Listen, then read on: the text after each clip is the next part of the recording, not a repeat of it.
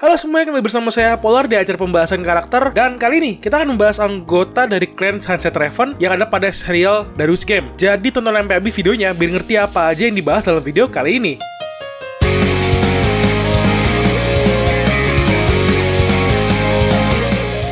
Serial Darius Game sendiri yang memiliki respon yang cukup besar dari para penikmat anime. Dengan berakhir season 1 dari serial animenya, saya akan coba membahas semua anggota dari klan yang dibuat oleh MC kita di sini, yaitu Sudo Kaname, yang membuat klan yang bernama Sunset Raven. Kaname yang sudah mendapatkan banyak anggota kuat dan setelah event untuk mencari harta karun kemarin itu dan penaklukan klan Egg dalam ceritanya, klan Sunset Raven dapat dikatakan menjadi salah satu klan terkuat yang ada di Jepang, terutama di Shibuya, karena mereka selalu menang atas semua permainan yang mereka ikuti. Maksudnya itu, event dan semacamnya itu mereka selalu menang karena kekuatan anggotanya bukan main, kuat-kuat semua. Ditambah dengan kemampuan Kaname yang sebenarnya masih tidak begitu banyak orang itu tahu, menjadi sebuah ancaman yang sangat mematikan bagi klan lain. Ya, selain Suelan dan Siming yang masih menjadi assassin yang ditakuti orang-orang juga, terutama sih Liu Suelannya itu ya, yang memang sudah top banget untuk jadi player nomor 1 di Darius Game di seri individual. Seiring berjalannya cerita baru yang muncul dari seri manganya, kita sudah bisa melihat semua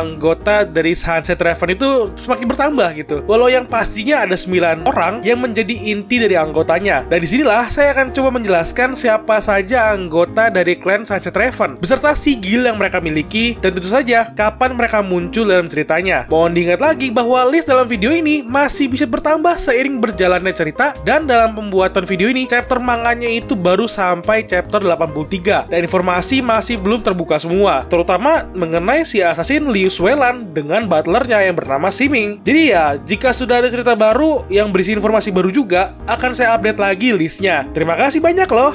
Nah, mari kita bertemu dengan anggota klan Sunset Raven yang pertama. Itu ada Sudo Kaname yang memiliki sigil Hino Kagutsuchi. Kaname sendiri muncul di cerita ketika awal cerita muncul sebagai murid sekolah yang sedang berada di sekolahan seperti biasa, bercanda dengan teman kelasnya, berngobrol dia dengan temannya. Untuk lebih jelasnya lagi, dia adalah seorang laki-laki SMA biasa yang tiba-tiba menerima sebuah pesan yang mengajak dirinya untuk bermain sebuah game gratis dari temannya. Namun pada saat dia membuka game tersebut, dirinya jadi mendapatkan sebuah kekuatan yang dapat menghabisi manusia. Disinilah takdir Kaname yang semakin berubah untuk mendapat bertahan hidup dari serangan musuh-musuh yang mengincar dirinya dan orang-orang di sekitarnya. Tujuan Kaname sekarang adalah untuk mengerti tujuan dari Darius Game itu terciptanya itu untuk apa dan melawan musuh-musuh yang muncul dari dunia lain. Kalau yang sudah baca manganya pasti sudah mengerti monster greed. Kaname pun harus menjadi lebih kuat dari sebelumnya untuk dapat dengan mudah mengalahkan musuh-musuhnya dan lebih belajar lagi mengenai cara sigil itu bekerja. Kemampuan sigil Kaname yang bernama Hino Kagutsuchi adalah sigil yang dapat memperbolehkan Kaname untuk mengcopy barang-barang yang sudah dia sentuh. Namun kebanyakan yang di-copy Kaname adalah senjata semua, yang pastinya harus banget ya di-copy. Untuk melindungi dirinya, sigil Kaname ini adalah sebuah sigil langka yang terlihat sudah lama tidak bangkit, kata Game Masternya. Karena sigil Kaname dapat membantu Kaname mengerti cara memakai senjata apapun yang dia copy atau ditiru. Dan tentu saja, sigil Kaname sudah mengalami banyak perubahan dan upgrade seiring ceritanya berjalan. Dan sekarang, sigilnya sudah semakin kuat dari sebelumnya, dimana ketika dulu dia mengcopy sebuah senjata itu hanya memiliki peluru biasa. Tapi sekarang, sudah bisa di-upgrade dengan otomatis dan pelurunya juga bisa lebih kuat. Seperti di kisaran chapter 80-an di mana Kaname sudah bisa menembak grid yang dulu itu susah banget untuk ditembakin, dan sekarang cuma sekali tembak saja kepala gridnya yang mental kemana-mana atau pecah berkeping-keping. Hebat kan? Yalah, ketua Sunset Raven. Anggota kedua yaitu Karino Suka yang memiliki sigil bernama Queen of Thorns. Suka sendiri sudah muncul dari pertama kali Kaname sedang mengalami masalah ketika Kaname sedang melawan Bandakun, si maskot panda yang megang pisau. Di situ Suka menaruh ketertarikan dengan Kaname sebagai pemain baru yang langsung menjadi mangsa bagi Bandakun ini. Disitulah Suka sudah membantu Kaname. Dia sendiri pun sudah muncul secara keseluruhan dengan muka dan tubuhnya ketika Kaname diundang untuk datang ke tempat publik sendirian. Disitulah kita sudah bisa melihat dan bertemu dengan Tsuruba dan dengan Suka secara keseluruhan yang masih memegang title Ratu Tak Terkalahkan. Tapi setelah bertemu Kaname, bukan Ratu Tak Terkalahkan lagi ya, dia sudah jadi ratu yang tumbang di hati Kaname. Suka sendiri menjadi tertarik dengan Kaname karena dia melihat ada sesuatu yang berbeda dari Kaname. Oleh karena itulah dirinya mengikuti dan jatuh hati pada Kaname.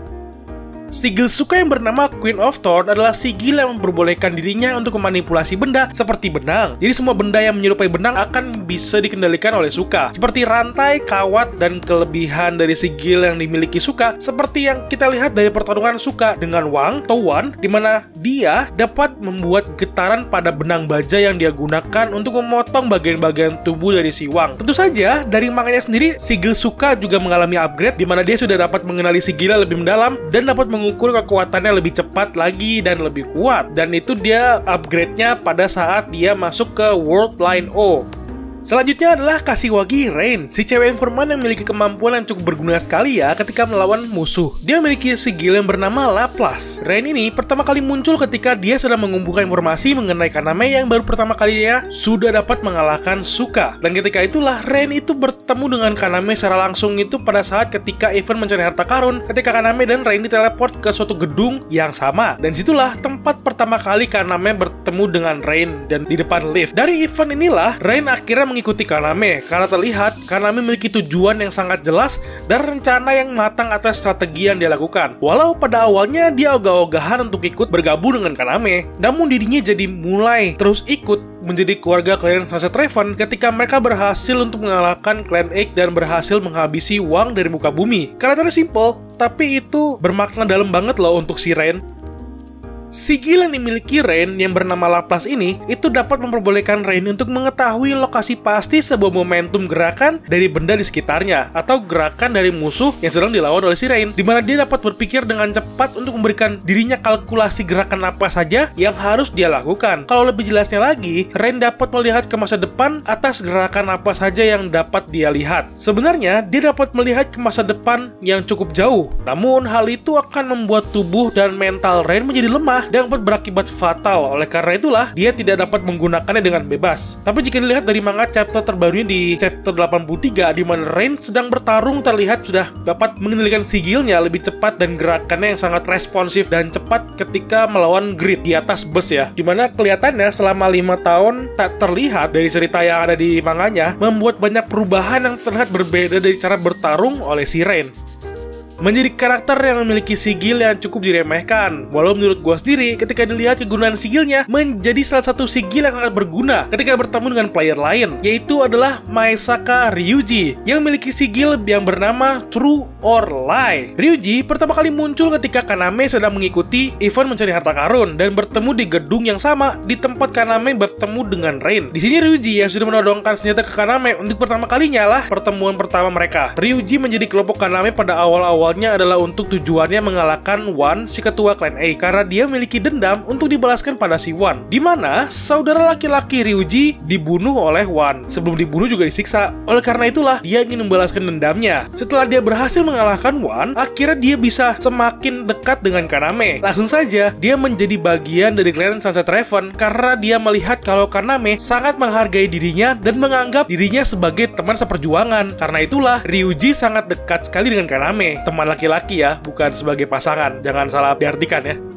Sigil Ryuji yang bernama True or Lie bisa langsung dipahami dengan mudah ya, karena bisa terlihat kalau sigil yang dimilikinya adalah untuk mendeteksi kebohongan dari sebuah omongan orang-orang yang bisa berbicara. Hal ini sebenarnya simpel banget, tapi ketika ada orang lain berbicara dan Ryuji melihat omongan mereka dengan sigilnya, dia akan bisa melihat kalau orang itu berbohong atau tidak. Ya simple, tapi sangat efektif, apalagi di chapter 83 yang baru, dimana pergerakan musuh sudah sangat baru sekali, dimana ada monster grid yang berbentuk humanoid, yang dimana monsternya itu bisa menyerupai manusia biasa dan hanya bisa terdeteksi oleh sigilnya Ryuji. Disinilah letak kegunaan sigil Ryuji sangat dibutuhkan, karena monster sekalipun tidak bisa lepas dari kekuatan sigilnya.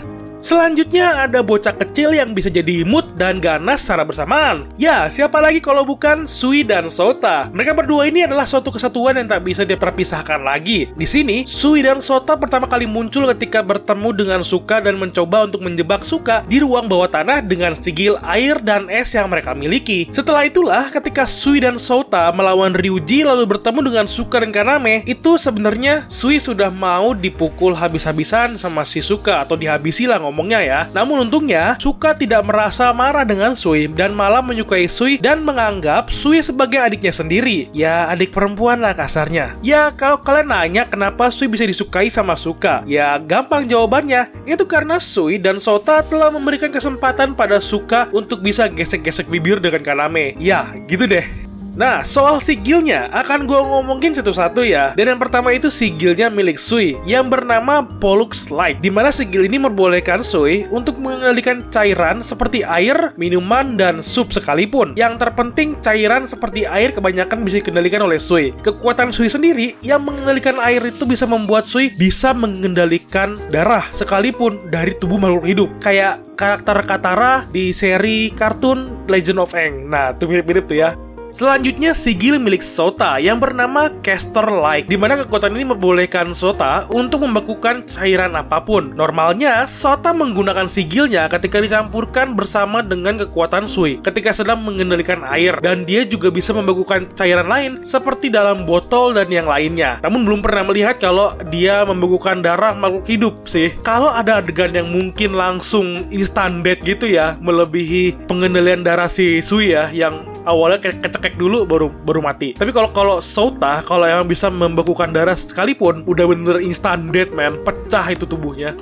Selanjutnya ada Inokai, seorang anggota klan boxing yang pernah bertarung dengan Kaname di belakang atau di gang kecil di awal-awal cerita. Ya memang pada awalnya Inokai sendiri adalah anggota dari Danjo Boxing Club. Namun karena suatu keadaan yang membuat dirinya harus dikeluarkan oleh Danjo. Sebenarnya dikarenakan dia bertarung di luar arena dari klub boxing dengan Kaname yang memang sudah menjalin persahabatan dengan klan Danjo Boxing Club. Namun tenang aja, memang itu sepertinya sudah direncanakan Danjo dengan Kaname. Karena setelah dikeluarkan, Inokai langsung masuk ke dalam klan Kaname dan menjadi anggota dari Sunset Raven. Sigilnya bernama Speedstar. Kemampuannya dapat memperbolehkan Inokai bergerak dengan kecepatan tinggi. Kalau kasar-kasarnya nih, mirip dengan kemampuan Flash karakter dari DC. Dengan kecepatan yang dia miliki, digabungkan dengan martial arts yang dia pelajari. Dia bisa bertarung dengan gerakan yang sangat cepat hingga tidak bisa diikuti oleh lawannya. Yang kurang bisa bertarung tapi lawannya. Kalau yang bisa bertarung sih dia yang kalah duluan. Ya gitu deh.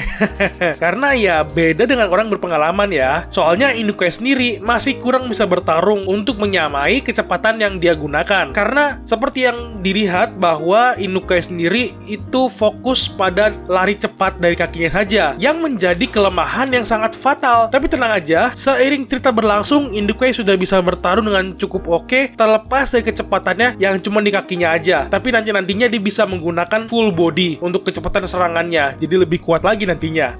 Selanjutnya langsung aja gue ngomongin kedua-duanya sekaligus ya, yaitu adalah Liu Suelan dan butlernya yang bernama Siming. Jadi akan langsung gue ngomongin di sini, gue ngomongin lagi ya. Dalam pembuatan video ini saya masih belum menemukan fakta dan bukti mengenai sigil kedua orang ini, karena masih menjadi misteri dan masih menjadi hal yang paling dicari oleh orang-orang termasuk saya. Dan saya kurang bisa untuk membuat teori yang masih kurang informasi dan data yang ada. Jadi ya gitu aja. Tapi nanti kalau emang sudah ada informasi tambahan dan informasi konkret mengenai sigil yang mereka punya, itu akan gue buatkan lagi videonya. Tenang aja, nanti akan gue bahas. Kedua orang ini adalah assassins atau pembunuh bayaran yang sudah tinggal di Jepang. Ketika mereka mengetahui game yang bernama Darwin's Game, mereka akhirnya datang ke Jepang untuk menginvestigasi Darwin's Game itu sendiri. Namun pekerjaan Suelan dan Siming masih menjadi hal yang tidak diketahui oleh orang-orang banyak. Namun keinginan Suelan terhadap Kaname sudah dapat diketahui ya, bahwa Suelan ingin membuat Kaname menjadi pasangan hidupnya dan memiliki keturunan. Ya seperti itulah. Dan Liu Suelan dan butlernya Siming bertemu dengan Kaname pada saat berada di arena Danjo, di mana Suelan menculik Kaname untuk dapat membuat Kaname menjadi miliknya, atau bisa dibilang pasangan / buat kawin. Dan tentu saja Siming sang butler juga bisa dibilang adalah pelatih Suelan sekaligus pelatih Kaname dalam segi pertarungan dan martial art. Dan juga Siming membantu Kaname dalam pengembangan sigilnya agar bisa lebih kuat lagi. Dan yang terakhir dari anggota klan Sunset Raven yang baru terlihat sampai saat ini adalah Aoji Kimihiko. Dia mungkin karakter yang paling lemah di antara anggota lain dari klan Sunset Ravens ya. Karena Sui dan Sota yang lebih muda aja dari Aoji masih bisa untuk melumpuhkan orang-orang. Sedangkan Aoji, ya dia cukup penakut dengan apa yang dia harus lakukan ketika melawan orang lain. Tapi kekuatan sigilnya lah yang sangat berguna untuk menjadi pengintai dalam melawan musuh yang ada di sekitarannya. Meskipun dirinya tidak bisa bertarung, langsung, namun kekuatan yang dia miliki lah yang menjadi hal yang sangat penting untuk pengintaian lawan jika sedang dalam mengawasi pergerakan musuh yang ada. Dikarenakan sigil Oji Kimihiko bernama Third Eye, atau kalau bahasa Indonesianya mata ketiga, di mana Oji menggunakan sigilnya sebagai mata pemantau dimanapun dia inginkan. Kalau bahasa kerennya, si Oji ini punya skill Eagle Eye yang ada pada game Assassin's Creed. Tapi nggak perlu naik panjat gedung tinggi dulu, karena Oji bisa langsung saja menggunakan sigilnya ketika dia sedang fokus ke arah mana dia akan memantau situasi daerah. Dan hal ini sangat berguna sekali ketika melawan pergerakan lawan yang di tempatnya itu tidak ketahui. Oji bertemu dengan Kaname di tempat event survival, di mana season 2 ini menceritakan hal itu, di mana Oji yang sedang kelaparan dan kehausan karena tidak memiliki makanan melihat pergerakan manusia lain. Ketika dia ingin menembak, tiba-tiba orang yang ingin ditembak itu sudah berhasil melumpuhkan dirinya. Dan ya, yang melumpuhkan dirinya adalah Kaname. Dari situlah petualangan Oji dan Kaname berlangsung. Ditambah lagi, Oji langsung meminta Kaname untuk bisa masuk ke dalam klan Sunset Raven. Dan itu adalah pilihan yang tepat untuk Oji, karena dia bisa dikelilingi oleh orang-orang yang cukup friendly dan penuh rasa kekeluargaan. Jadi ya, sekali ada yang nyenggol dikit langsung bacok. Bahasa kita di sini kayak gitu ya. Untuk teman-teman, gue ingatkan sekali lagi ya, teman-teman para penonton videoku yang budiman, list dalam video ini bisa saja berubah dan informasinya bisa berubah seiring berjalannya cerita. Ya, kemungkinan sih bertambahnya informasi ya, bukan berubah. Karena dalam pembuatan video ini, chapter manganya baru sampai chapter 83. Jadi ya, dimohon bersabar. Kalau sudah ada informasi baru, nanti akan saya buatkan lagi videonya. Tenang saja. Dan oke, itu aja pembahasan gue mengenai semua anggota dari klan Sunset Raven. Bagaimana pendapat kalian terhadap orang-orang ini? Tulis kolom komentar ya. Dan jangan lupa bantu share video ini ke semua sosial media kalian. Dan jangan lupa juga untuk subscribe untuk membantu menyemangati gua untuk terus bikin video. Thank you and bye-bye. Sampai ketemu di video lainnya ya.